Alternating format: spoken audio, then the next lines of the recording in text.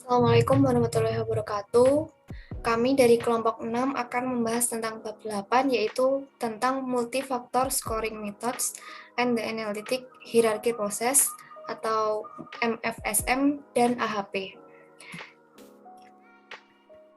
Di sini kami beranggotakan saya sendiri, Ramadhani Galuh, NRP 037, ada Laksita Devi, NRP 028, ada Nadira, NRP 058, dan juga ada Lydia, NRP 7001.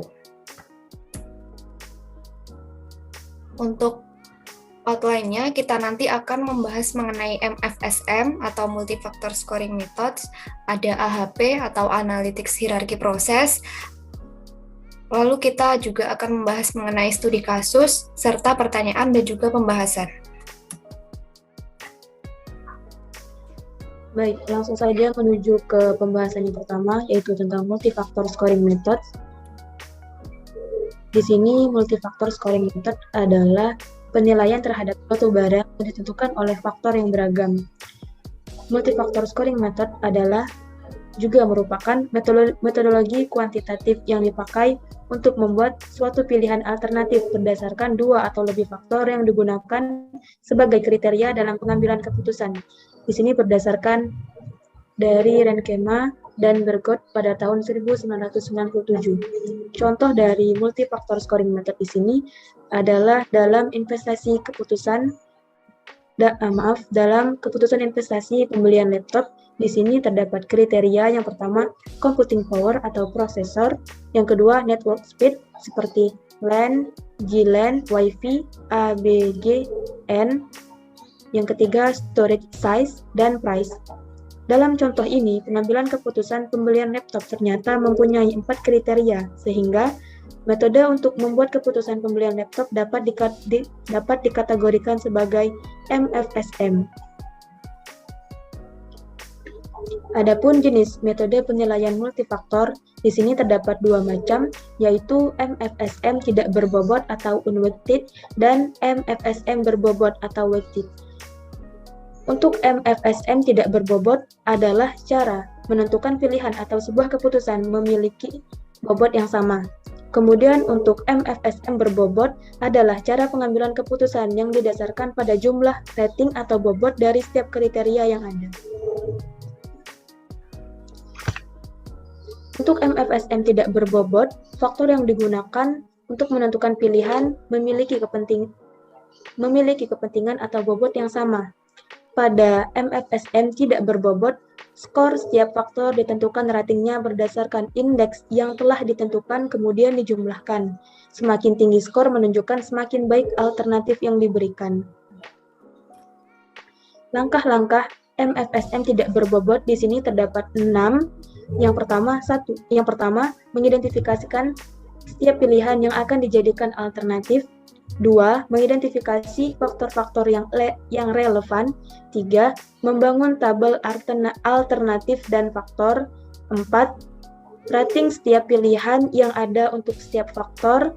5. Jumlahkan kriteria yang sudah didefinisikan di setiap pilihan yang ada.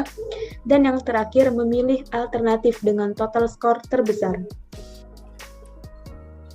Di sini ada contoh MFSM tidak berbobot. Sesuai dengan langkah-langkah yang ada, yang pertama, mengidentifikasi setiap pilihan yang akan dijadikan alternatif. Di sini, untuk pilihan yang ada komputer A, komputer B, dan komputer C. Kemudian, langkah kedua yaitu mengidentifikasi faktor-faktor yang relevan. Di sini untuk faktor atau kriterianya terdapat 5. Yang pertama, fleksibilitas, yang kedua, merek, yang ketiga, harga, yang keempat, pengiriman. Kemudian, langkah yang ketiga yaitu membangun tabel alternatif dan faktor. Di sini tabelnya sudah jelas seperti yang ada pada PPT. Yang keempat, rating setiap pilihan yang ada untuk setiap faktor. Di sini ratingnya pada komputer A, fleksibilitas terdapat 5, pada komputer B 1, dan pada komputer C 9. Begitu juga untuk merek, harga, pengiriman. Kemudian langkah kelima adalah jumlahkan kriteria yang sudah didefinisikan di setiap pilihan. Di sini jumlah kriteria yang ada pada setiap komputer dijumlahkan. Jelas pada PPT terdapat pada komputer A terdapat 21, pada komputer B terdapat 17, dan pada komputer C terdapat skor 24. Dan yang terakhir adalah memilih alternatif dengan total skor terbesar. Dari skorsing yang telah dilakukan, alternatif C adalah pilihan yang terbaik. Kemudian, MFSM berbobot. MFSM berbobot adalah pembuatan suatu keputusan dengan pilihan alternatif yang sudah ada didasarkan atas penilaian subjektif dari seorang decision maker dan memberikan pembobotan pada setiap faktor. Secara umum, total dari pembobotan faktor adalah 100%. MFSM berbobot mempunyai ciri-ciri berupa terdapat bobot atau weights pada masing-masing faktor pertimbangan yang ada.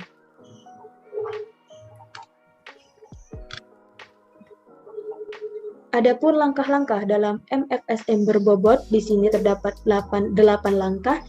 1. Mengidentifikasi setiap pilihan yang akan dijadikan alternatif. 2. Mengidentifikasi faktor-faktor yang relevan. 3. Menghitung bobot faktor untuk tiap faktor. 4. Membangun tabel MFSM. 5. Memberi rating pada faktor. 6. Menghitung rating dengan bobot masing-masing faktor. 7. Menghitung total skor, dan yang ke-8 adalah memilih alternatif dengan total skor terbesar. Di sini untuk contoh MFSM berbobot, pemberian bobot pada metode penilaian multifaktornya terdapat langkah yang pertama, yaitu mengidentifikasi setiap pilihan yang akan dijadikan alternatif, yaitu pada komputer alternatif, pada alternatif sistem komputer A, pada komputer B, dan pada komputer C. Langkah kedua yaitu mengidentifikasi faktor yang relevan. Faktor-faktor di sini atau kriterianya seperti fleksibilitas, merek, harga, dan pengiriman. Kemudian langkah ketiga yaitu menghitung bobot faktor untuk tiap faktor. Di sini untuk bobot faktornya fleksibilitas bernilai 0,5, untuk merek 0,1, untuk harga 0,2, untuk pengiriman 0,2. Kemudian langkah keempat yaitu membangun tabel MFSM. Sudah jelas tabelnya seperti yang ada pada PPT. Kemudian langkah yang kelima, memberi rating pada setiap faktor. Ratingnya di sini untuk komputer A bernilai 5, pada fleksibilitas untuk komputer B bernilai 1, dan untuk komputer C bernilai 9. Begitu juga untuk merek, harga, dan pengiriman sesuai yang ada pada PPT. Kemudian langkah ke-6 yaitu menghitung rating dengan bobot masing-masing faktor. Di sini caranya adalah dengan cara mengalihkan bobot faktor dengan nilai rating yang ada pada setiap faktor. Untuk contoh seperti fleksibilitas untuk bobot faktornya bernilai 0,5, sedangkan untuk fleksibilitas ada pada sistem komputer A itu bernilai 5, sehingga kita mengalihkan 0,5 dengan 5, sehingga didapatkanlah hasil 2,5. Kemudian langkah ke-7 yaitu menghitung total skor. Jadi kita menjumlahkan kriteria faktor yang ada. Seperti contohnya di sini untuk komputer A terdapat jumlah skor sebesar 5,2, komputer B 3,0, dan komputer C 7,3, serta bobot faktornya sebesar 1,0. Kemudian langkah terakhir yaitu memilih alternatif dengan total skor terbesar. Dari scoring yang dilakukan, maka terdapatlah alternatif C adalah pilihan yang terbaik. Kemudian di sini ada uji sensitivitas. Prosedur MFSM dapat mengakibatkan pilihan yang menyulitkan karena sifat subjektif dari langkah-langkah yang digunakan dalam prosedur kuantitatif tersebut. Perlu ada beberapa analisis tambahan yang dilakukan untuk memastikan para pengambil keputusan bahwa bobot faktor yang subjektif atau peringkatnya sendiri tidak begitu sensitif, karena sangat memungkinkan perubahan dalam satu parameter dalam model dapat mengubah solusi pilihan keputusan keseluruhannya. Untuk memeriksa dan melihat Seberapa sensitif solusi adalah sebuah perubahan dalam suatu parameter yang digunakan dalam model serangkaian skenario what if diimplementasikan.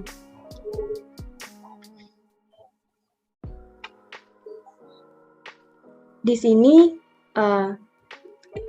sesuai dengan yang ada pada sensitivitas tadi yang memungkinkan perubahan dalam suatu parameter.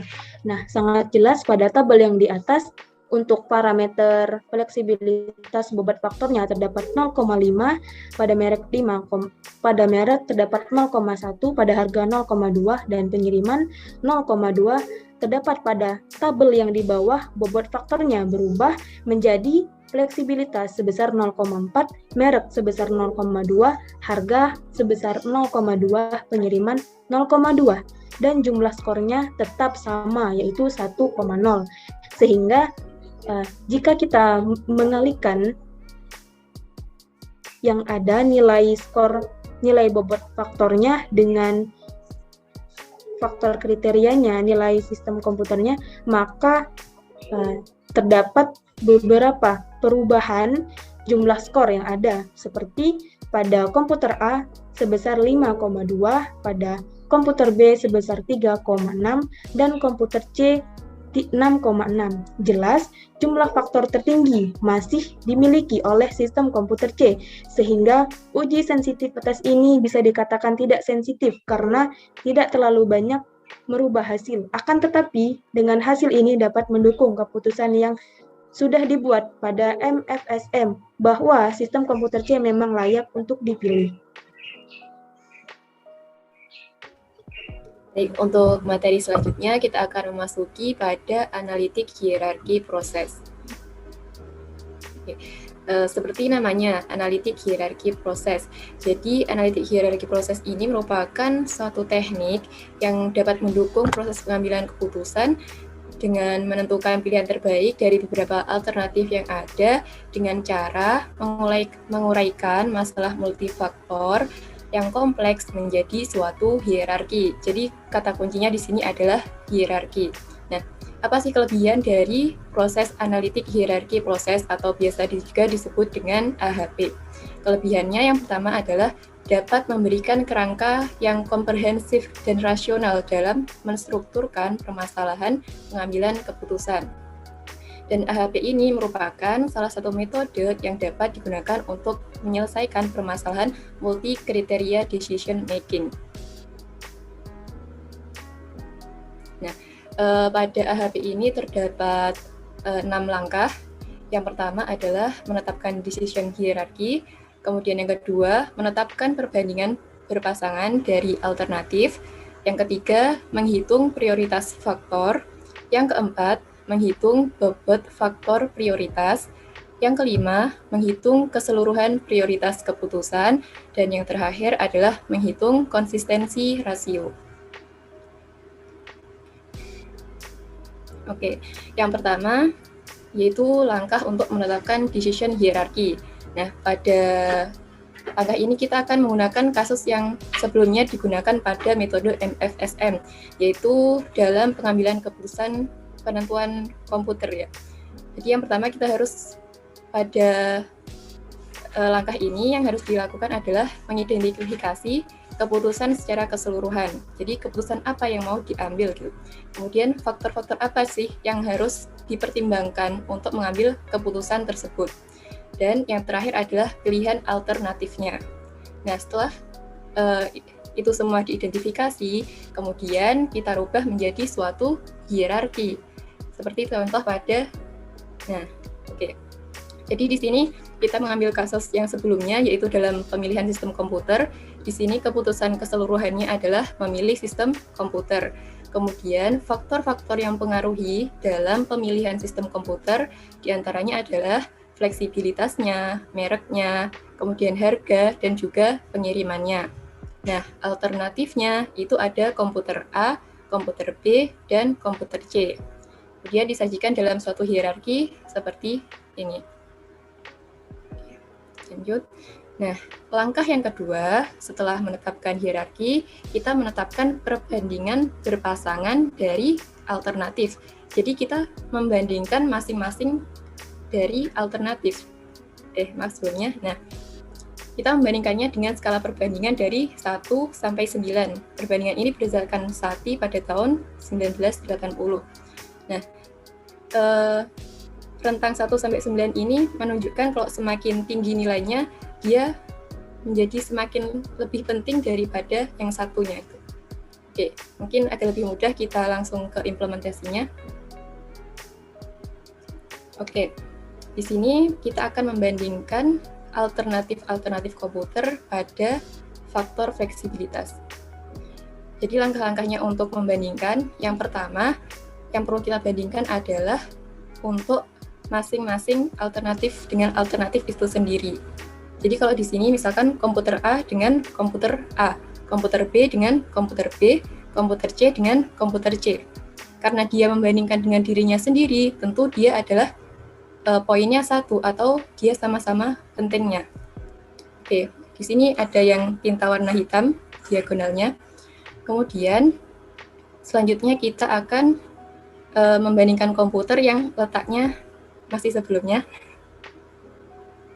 Nah, kita akan bandingkan komputer yang berada di upper portion. Yang di sebelah atas, di sini adalah komputer A dengan komputer B. Di sini poinnya adalah 3, 9, 6 yang berwarna biru. Nah, setelah menentukan upper portion, kita menentukan nilai lower portion-nya. Yang mana lower portion ini merupakan inverse dari yang upper portion. Jadi kalau sistem komputer A dibanding komputer B itu 3, maka inverse-nya untuk komputer B dibandingkan komputer A adalah 1/3. Demikian juga untuk yang lainnya. Oke, lanjut.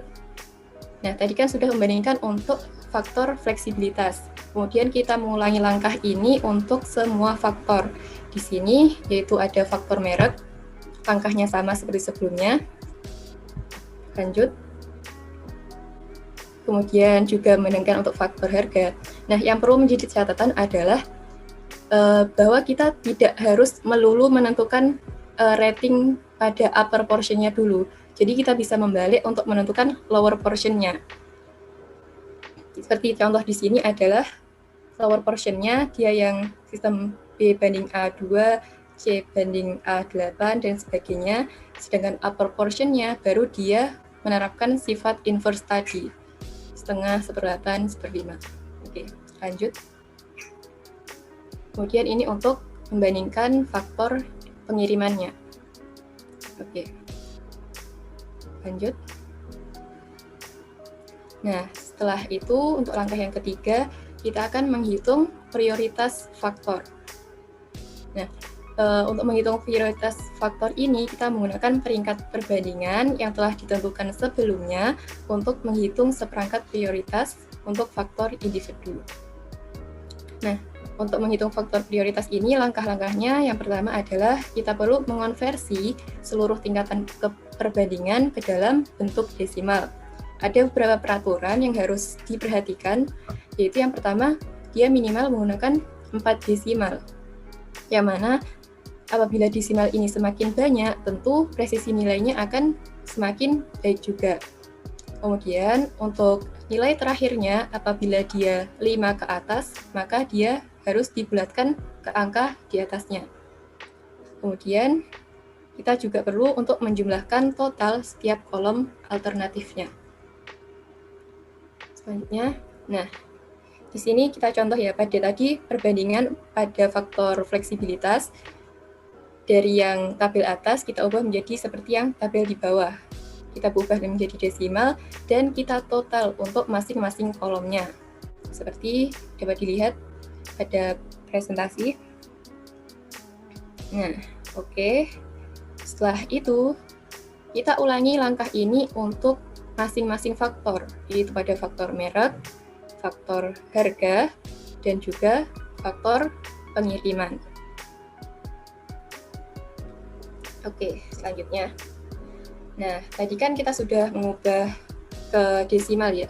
Selanjutnya, kita perlu menghitung rasio dari masing-masing nilai alternatif.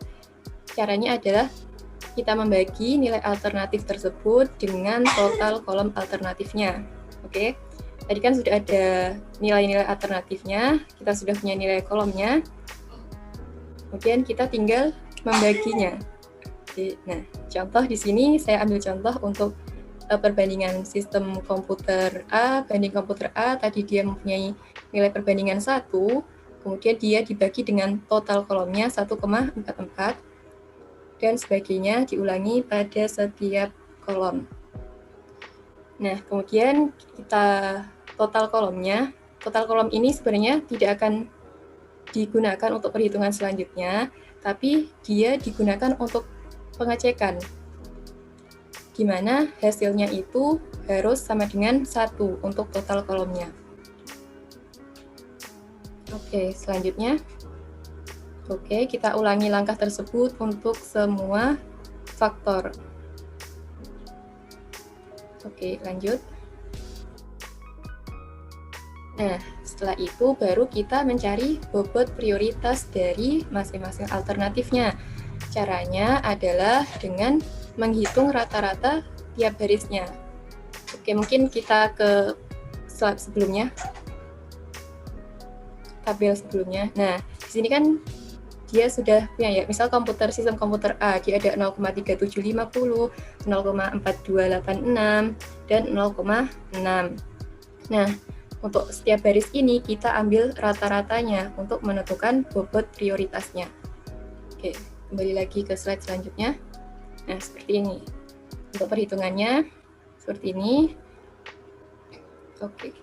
Nah, hasil bobot prioritas alternatif ini merupakan bobot matematis yang digunakan sebagai peringkat prioritas. Jadi semakin tinggi bobotnya, maka dia akan semakin tinggi diprioritaskan itu. Jadi semakin tinggi kesempatannya untuk dipilih sebagai keputusan. Oke. Selanjutnya. Nah, ini kita ulangi untuk setiap faktor. Merek, harga, kemudian pengiriman. Oke. Kemudian pada langkah keempat, kita menghitung bobot faktor prioritas. Sebelumnya kan pada langkah kedua dan ketiga, kita menghitung untuk alternatifnya. Jadi kita menghitung bobot prioritas untuk alternatifnya. Nah, pada langkah keempat ini, kita menghitung bobot untuk masing-masing faktornya. Jadi seperti faktor fleksibilitas, merek, harga, dan sebagainya tadi. Oke, jadi di sini kita akan mengulangi langkah kedua dan ketiga untuk membandingkan faktor yang satu dengan yang lainnya. Oke, jadi langkahnya kurang lebih sama. Yang pertama, kita akan menetapkan perbandingan berpasangan dari faktor. Langkah-langkahnya sama ya. Jadi yang pertama kita membandingkan dengan faktor itu sendiri. Sini yang berwarna bertinta hitam, itu dia perbandingan dirinya sendiri. Jadi itu yang pertama kali kita tentukan. Setelah itu menentukan uppernya yang bertinta biru. Kemudian untuk yang lower, tinggal kita inverse dari uppernya. Oke, selanjutnya, kemudian perbandingan itu akan diubah menjadi bentuk desimal. Dan kita total untuk setiap kolomnya. Peraturannya tetap sama dengan yang awal tadi, harus dengan 4 desimal, terus kalau angka terakhirnya 5 ke atas itu dibulatkan, dan sebagainya. Oke, lanjut. Kemudian kita menghitung rasionya, kita bagi masing-masing nilai perbandingan dengan total dari kolomnya. Oke, dan apabila setiap kolom nanti hasil perhitungannya kita jumlahkan tiap kolomnya, maka dia hasilnya harus sama dengan 1. Nah, oke, lanjut. Nah, setelah itu baru kita menghitung bobot prioritas. Caranya sama dengan menjumlahkan semuanya kemudian dibagi 4, atau di sini sama dengan kita mencari rata-ratanya untuk setiap baris.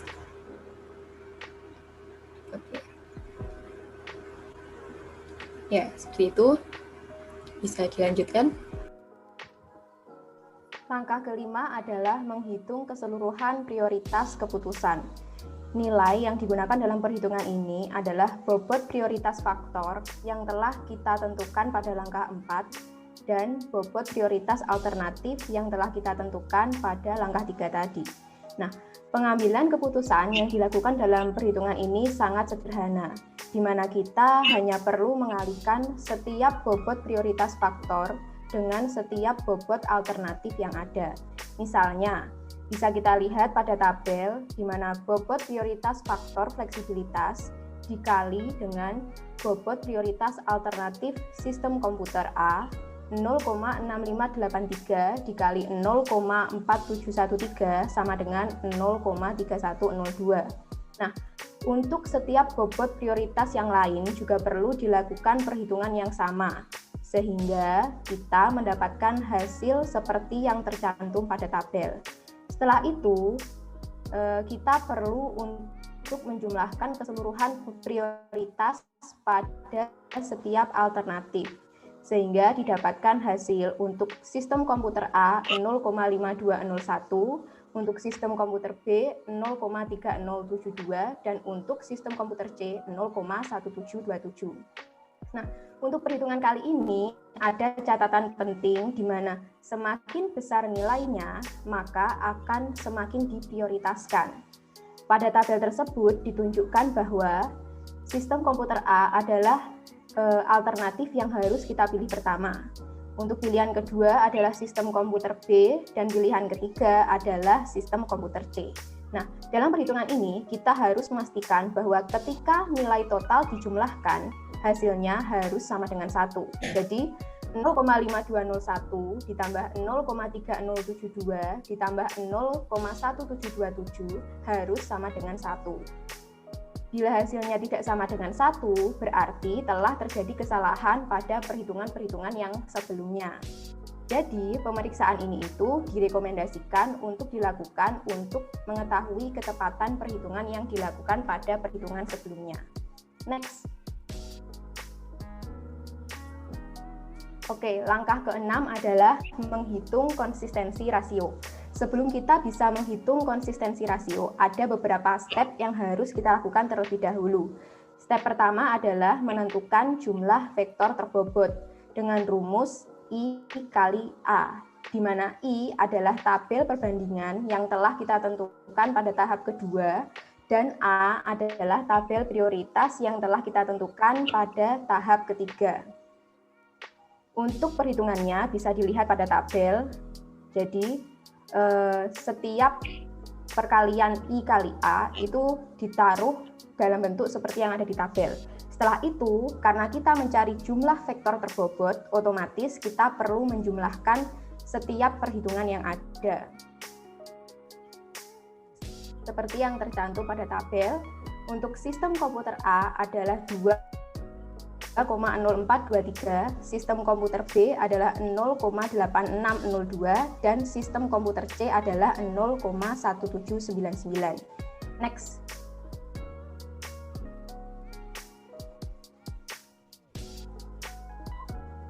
Nah, ini adalah hasil perhitungan dari faktor-faktor atau kriteria yang lain menggunakan perhitungan yang telah dijelaskan sebelumnya untuk mencari jumlah vektor terbobot. Ada nama merek, harga, dan pengiriman, seperti yang terlihat pada tabel. Next. Berikutnya, untuk step kedua, kita perlu untuk menentukan konsistensi vektor, di mana rumusnya adalah jumlah vektor terbobot yang baru saja kita temukan tadi dibagi dengan bobot faktor prioritas yang telah kita tentukan pada tahap keempat. Seperti yang terlihat pada tabel, di sini saya mencontohkan salah satu faktor saja, yaitu fleksibilitas. Jadi, kita hitung misalnya pada sistem komputer A, jumlah vektor terbobotnya dibagi dengan bobot faktor prioritasnya 2,0422 dibagi 0,6583 menghasilkan konsistensi vektor 3,1025. Berikut kita juga perlu menghitung untuk sistem komputer yang lainnya. Next.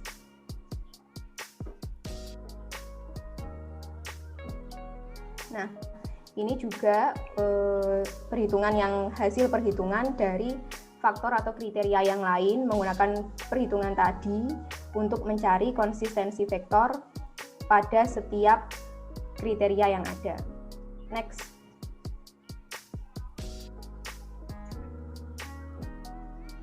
Sekarang kita masuk ke step ketiga, yaitu menentukan konsistensi indeks dengan rumus CI sama dengan lambda min N per N min 1, di mana CI tentu saja adalah konsistensi indeksnya, dan lambda adalah rata-rata konsistensi vektor. Jadi nilai konsistensi vektor yang telah kita temukan tadi kan tiap kriterianya ada 3. Itu nanti kita jumlahkan dari sistem komputer A ditambah sistem komputer B ditambah sistem komputer C, lalu dibagi 3. Lalu di sini ada juga yang namanya N, di mana N adalah banyaknya alternatif.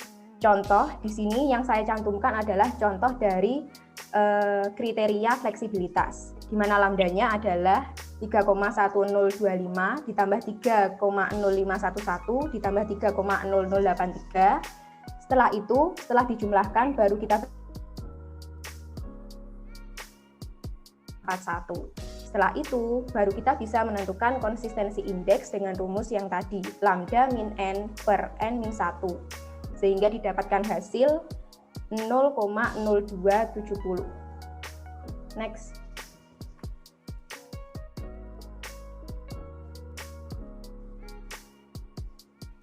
Di indeks pada faktor-faktor yang lainnya. Next.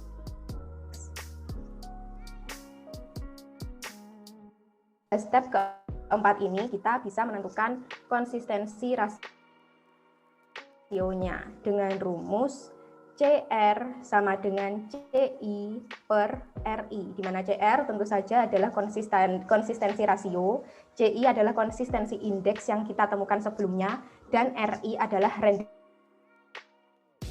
seperti yang tertera pada tabel. Jadi ini nilainya sudah ditetapkan. Untuk metric size yang ada tabel itu maksudnya adalah jumlah alternatif yang dimiliki. Nah, pada kasus kita memiliki 3 alternatif, sistem komputer A, B, dan C. Untuk itu, random index yang kita gunakan adalah 0,52. Nah, ada catatan penting untuk perhitungan kali ini, di mana interpretasi pada perhitungan ini adalah jika nilai konsistensi rasionya lebih dari 0,1, maka terdapat ketidakkonsistenan, sehingga harus dilakukan evaluasi kembali. Namun, jika nilai konsistensi rasionya kurang dari sama dengan 0,1, bisa dikatakan bahwa rating yang dibuat tadi, di mana pilihan pertama adalah sistem komputer A, pilihan kedua adalah sistem komputer B, dan pilihan ketiga adalah sistem komputer C, itu relatif konsisten dan dapat digunakan untuk mengambil keputusan. Next. Nah, berikut ini perhitungan konsistensi rasio pada setiap kategori yang ada, fleksibilitas, nama merek, dan harga, serta pengiriman. Nah, dalam hasil ini kita bisa melihat bahwa untuk faktor nama merek dan pengiriman, dia nilainya 0,6890 dan 0,6890 satunya juga, di mana artinya dia nilainya melebihi dari 0,1, itu artinya seperti yang tadi disebutkan, terkandung ketidakkonsistenan pada dua faktor tersebut, sehingga perlu dilakukan evaluasi kembali perhitungan yang telah dilakukan sebelumnya. Biasanya, pengevaluasiannya ini mulainya dari perhitungan langkah kedua. Nah, sedangkan untuk faktor yang lain, fleksibilitas dan harga, ini sudah merupakan hasil solusi yang optimal. Next. Berikutnya kita masuk ke pertanyaan diskusi serta pembahasannya. Next.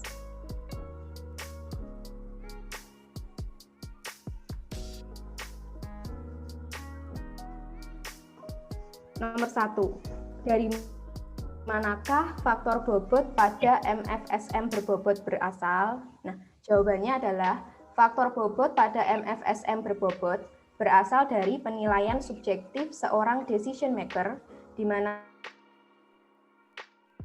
secara 100%. Pertanyaan kedua, apakah dengan menggunakan banyak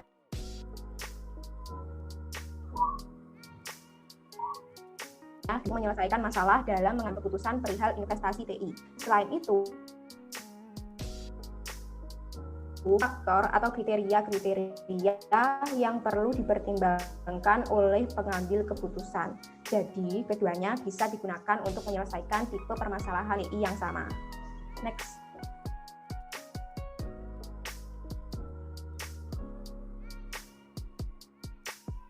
Nomor 3, apakah semua metodologi multifaktor pada bab ini memerlukan inputan yang subjektif? Dalam metodologi multifaktor scoring method atau MFSM dan analitik hierarki proses, pada metodologi multifaktor scoring method membutuhkan inputan secara subjektif baik dalam penentuan faktor ataupun nilai rating dari alternatif yang ada. Dan pada analytical hierarchy proses juga dilakukan dalam melakukan perbandingan dari tipe alternatif atau pairwise comparison menggunakan skala perbandingan 1-9 berdasarkan pada Satie pada tahun 1980. Kemudian nomor 4, dari manakah faktor bobot pada AHP berasal? Faktor bobot yang digunakan dalam analytical hierarchy proses berasal dari proses perhitungan pada langkah 4, di mana seluruh faktor dibandingkan dengan seluruh faktor menggunakan tabel perbandingan yang diisi dengan nilai rating dari skala perbandingan 1-9 berdasarkan dari Salie pada tahun 1980.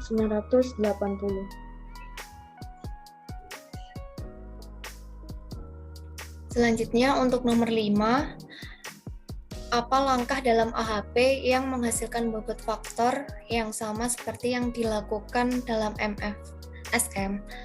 Langkah dalam AHP yang menghasilkan bobot faktor yaitu pada step keempat, tepatnya pada tahap perhitungan prioritas bobot faktor.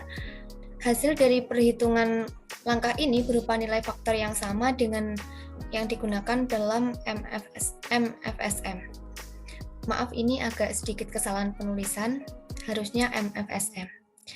Nomor 6, mengapa inverse rule yang digunakan untuk menentukan peringkat dalam AHP benar adanya?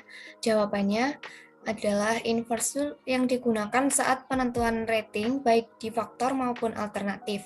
Contohnya, ketika sistem B yang bernilai 3 dan dibandingkan dengan sistem A yang bernilai 1, maka ketika sistem A dibandingkan B, maka perbandingannya 1/3. Sedangkan sistem B dibandingkan dengan sistem A yaitu 3/1 atau 3, atau kebalikannya.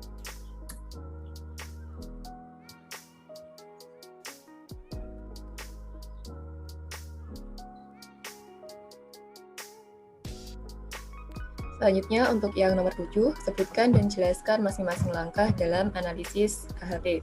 Di pada AHP ini terdapat 6 langkah, yaitu yang pertama, menetapkan decision hierarchy, di mana decision hierarchy ini merupakan tingkatan untuk membuat keputusan yang dimulai dari keputusan keseluruhan, kemudian faktor-faktor yang dipertimbangkan, dan alternatif-alternatif yang ada. Langkah kedua adalah menetapkan perbandingan berpasangan dari alternatif.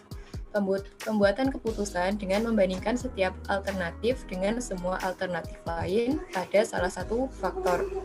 Kemudian langkah ketiga adalah menghitung prioritas faktor, yaitu pembuatan keputusan menggunakan peringkat perbandingan yang ditentukan sebelumnya untuk menghitung seperangkat prioritas untuk faktor individu. Kemudian langkah keempat, menghitung bobot faktor prioritas, yaitu perhitungan bobot prioritas pada masing-masing faktor. Kemudian langkah ke-5 adalah menghitung keseluruhan prioritas keputusan, di mana digunakan untuk menentukan keputusan dengan menghitung bobot keseluruhan prioritas keputusan untuk setiap alternatif pilihan. Dan yang terakhir adalah menghitung konsistensi rasio, yaitu melakukan analisis untuk meneliti kesubjektifan rating apakah sudah cukup konsisten ataukah belum untuk digunakan sebagai penilaian.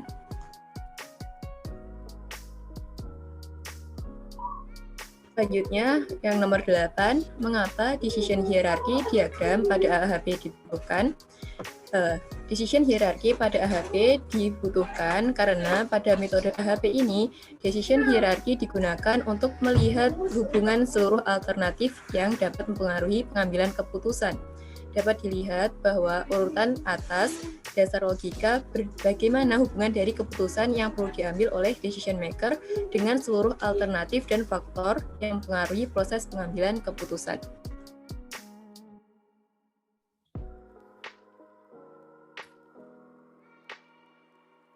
Untuk selanjutnya akan ada studi kasus. Oke, bisa di next. Untuk studi kasus yang kita ambil ini lebih berfokus pada perhitungan AHP. Jadi ceritanya adalah perusahaan PT Pika Media Komunika, dia ini merupakan perusahaan yang bergerak dalam bidang warnet atau warung internet, dan perusahaan ini ingin menentukan lokasi untuk mendirikan warnet, di mana perusahaan ini telah menetapkan 5 kriteria dan terdapat 3 solusi lokasi, di mana setiap solusi lokasi ini harus memenuhi kriteria-kriteria yang telah ditetapkan. Oke, bisa langsung saja, next.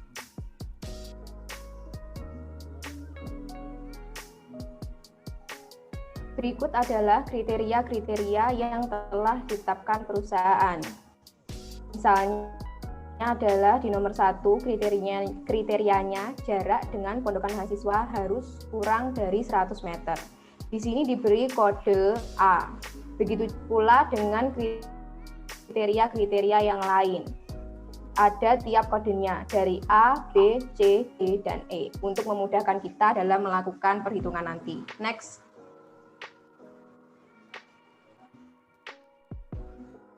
Yaitu menentukan decision hierarchy.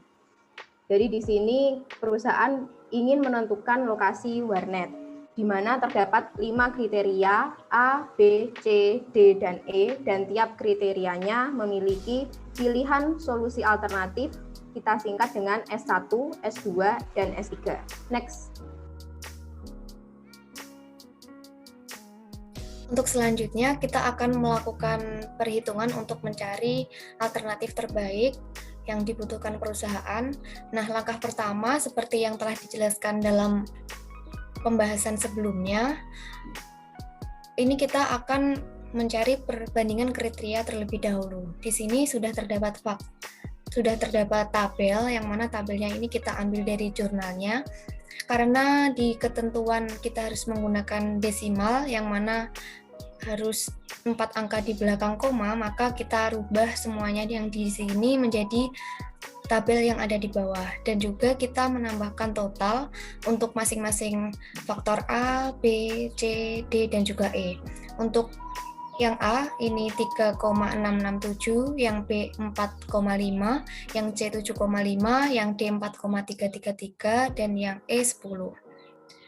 Selanjutnya, langkah yang harus dilakukan yaitu membagi tiap nilai perbandingan dengan total kolomnya, atau biasa kita sebut dengan mencari rasio. Nah, sudah ditampilkan pada slide. Di sini ada contoh cara perhitungannya. Ini sangat mudah, yaitu kita bisa lihat antara perbandingan faktor A dan juga A. Di sini adalah 1, dan totalnya untuk kolom A ini adalah 3,667. Nah, caranya tinggal membagi 1 dibagi dengan totalnya, yaitu 3,6667. Kemudian kita akan peroleh hasil 0,2727. Dan selanjutnya kita letakkan pada tabel yang baru seperti ini. Untuk semuanya, perhitungannya sama, mulai dari A, B, C, dan juga D, E, sama. Dan kita menotalkan untuk setiap kolomnya. Jika kita menjumlahkan dan hasilnya 1, maka langkah yang kita lakukan sudah benar. Apabila belum, maka pasti ada kekeliruan. Selanjutnya, kita akan mencari bobot prioritas kriteria. Nah, ini singkatnya. Untuk mencari bobot prioritas kriteria, kita menambahkan setiap baris, kemudian dibagi 5, atau kita mencari rata-ratanya. Dapat dilihat di contoh cara perhitungan, kita ambil untuk baris pertama, yaitu 0,2727 ditambah 0,2222 ditambah 0,4 ditambah 0,2308 ditambah 0,3 dibagi 5, maka rata-ratanya adalah 0,2851. Di sini kita menambahkan kolom baru berjudul bobot prioritas untuk memasukkan perhitungan yang telah kita lakukan untuk setiap faktor, mulai dari A, B, C, D, dan juga E. Setelah itu, untuk perbandingan kriteria sudah kita lakukan, dan selanjutnya kita akan mencari perbandingan alternatif. Telah dijelaskan pada studi kasus yang dijelaskan oleh Nadira tadi, bahwa kita ingin mencari 3 lokasi atau alternatif, yaitu kita tulis dengan S1, S2, dan juga S3. Di sini, di jurnal yang kita ambil ini masih berupa angka biasa, maka akan kita rubah ke desimal seperti cara yang awal. Untuk caranya juga sama, kita rubah menjadi 4 angka di belakang koma, kemudian kita total untuk setiap alternatifnya atau setiap kolomnya. Di sini untuk kolom pertama ada totalnya 1,6667, untuk kedua 4,5, dan ketiga ada 6. Begitupun juga dengan untuk yang B, C, D, dan juga E, caranya juga sama. Selanjutnya kita mencari rasio seperti yang di awal tadi, yaitu caranya dengan membagi tiap nilai perbandingan dengan total kolomnya. Di sini total perbandingannya di contoh cara perhitungan, ini kita ambil di kolom yang pertama, baris yang pertama. Ini perbandingan antara S1 dan S1 adalah 1. Dan untuk total kolomnya adalah 1,667. Nah, ini tinggal dibagi aja, hasilnya nanti 0,6 dan diletakkan di bagian sini, di tabel yang baru. Dan kita menjumlahkannya. Jangan lupa kita harus memastikan bahwa totalnya harus sama dengan 1. Untuk selanjutnya juga sama, untuk yang B, C, D, dan juga E. Selanjutnya kita akan mencari bobot prioritas alternatif. Nah, caranya juga masih sama, kita menjumlahkan baris kemudian dibagi dengan jumlah alternatifnya, sama saja dengan mencari rata-rata tiap baris. Kita ambil contoh untuk baris yang pertama, ada 0,6 ditambah 0,6667 ditambah 0,5 dibagi 3, hasilnya adalah 0,5889. Di sini kita tambahkan kolom baru berjudul bobot prioritas dan kita letakkan untuk setiap perhitungannya sesuai dengan kolomnya atau barisnya. Untuk yang B, C, D, dan juga E juga sama caranya. Selanjutnya, setelah mencari bobot prioritas alternatif, kita akan menghitung prioritas keputusan. Caranya bagaimana? Caranya sangat mudah, yaitu dengan mengalihkan bobot prioritas alternatif dengan bobot prioritas kriteria. Nah, untuk tabel yang di sini adalah merupakan hasil perhitungan yang telah kelompok kami lakukan, yang mana antara perbandingan kriteria A dan alternatif S1 adalah 0,1679 dan seterusnya. Setelah kita mencari perbandingan antara kriteria dan juga alternatifnya, kita menotal setiap kolomnya, yang mana untuk yang pertama totalnya 0,5351, selanjutnya 0,3089 dan juga 0,1559.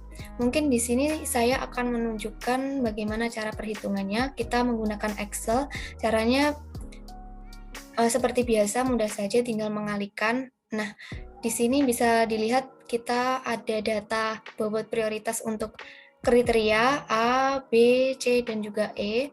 Kemudian ini ada untuk A, B, C, dan juga C, D, dan juga E. Kemudian di sini ada bobot prioritas alternatifnya untuk setiap kriteria. Kita tinggal kalikan saja dan tabelnya seperti ini.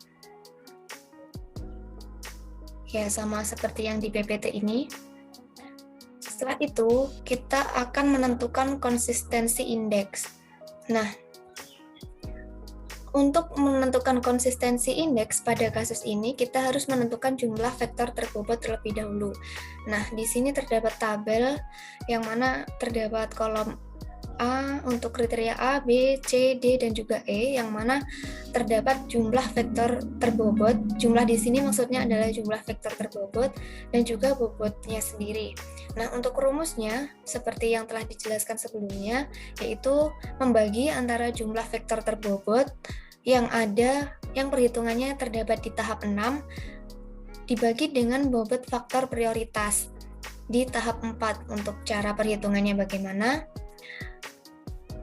Nah, seperti di tabel ini, kita mengalihkan untuk setiap perbandingannya, kemudian antara jumlah vektor terbobot dan juga bobot faktor prioritasnya ini dibagi. Nah, selanjutnya kita akan menghitung konsistensi indeksnya atau CI-nya. Untuk lambda sendiri, itu adalah rata-rata konsistensi vektor, dan N adalah banyaknya alternatif. Untuk kasus ini, kita akan menghitung lambda maksimumnya, yaitu kita dapatkan pada perhitungan sebelumnya. Untuk mencari rata-rata konsistensi vektor maksimumnya, setelah dijumlahkan untuk hasil kelima alternatifnya, kita bagi 5 karena kita ada 5 kriteria, yaitu A sampai E. Kemudian hasilnya adalah 5,2826. Dan untuk menghitung CI-nya, karena ini tadi baru mencari lambda, CI-nya yaitu lambda maksimum dikurangi N dibagi N-1. Lambda maksimumnya yaitu pada perhitungan sebelumnya kita menemukan hasil 5,2826 dikurangi 5 dibagi 5-1 sama dengan 4. Hasilnya adalah 0,0706. Nah, setelah itu kita akan menghitung konsistensi rasio atau menghitung CR. Rumusnya adalah CI per RI. Karena CI sudah dilakukan pada perhitungan sebelumnya dan menghasilkan hasil 0,0706, maka kita tinggal masukkan saja, yaitu 0,0706 dibagi 1,12. Nah, angka 1,12 ini untuk RI-nya ini sudah ada pada ketetapan karena kita terdapat 5 kriteria. Maka untuk RI-nya adalah 1,12. Untuk itu hasilnya adalah 0,0630.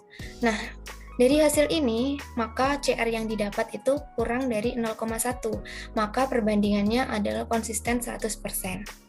Nah, bagaimana kesimpulan dalam kasus ini? Kesimpulannya yaitu dapat dilihat pada tabel. Di sini ada total prioritas global. Apa sih total prioritas global itu? Nah, total prioritas global adalah hasil kali antara bobot dari masing-masing kriteria dengan bobot dari masing-masing alternatif. Nah, untuk kriterianya tadi A, B, C, D, dan juga E, dan alternatifnya adalah S1, S2, dan S3. Tinggal kalikan saja, nanti hasilnya ditotal dan menghasilkan 0,5354, 0,3086, dan 0,1556. Nah, berdasarkan hasil prioritas global yang diperoleh, maka keputusan yang diambil adalah lokasi yang paling baik, yang mana dalam pendirian cabang warnet pada perhitungan ini adalah lokasi S1 karena mempunyai total prioritas global tertinggi, yaitu 0,5354. Sekian penjelasan dari kami. Apabila ada kurang lebihnya kami mohon maaf. Wassalamualaikum warahmatullahi wabarakatuh.